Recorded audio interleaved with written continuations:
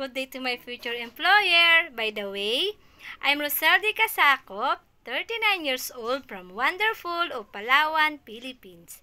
I'm single mother of 3 kids. My educational background is college undergraduate, taking associate hotel restaurant management. I worked before in Malaysia for 5 years, one employer.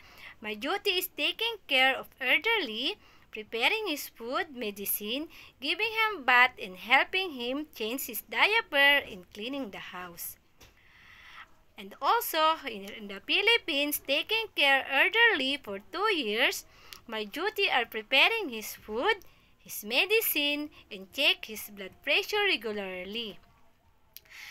I also work in Saudi Arabia for 2 years, 2023 to 2025 finish contract.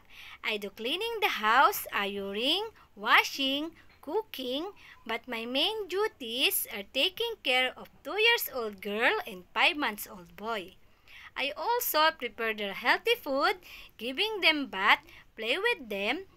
I will also teach them alphabet songs, nursery rhymes order for them to learn it, and giving them medicine if they are not feeling well. And I'll go with them to the playground once a week. Sometimes they sleep with me if my madam is on duty.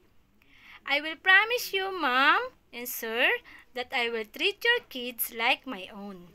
I hope you give me a chance to work with your wonderful family. I'm a working person, trustworthy, honest, and easy to deal with. Thank you, Madam and Sir, for paying attention to my video, and I hope to see you soon.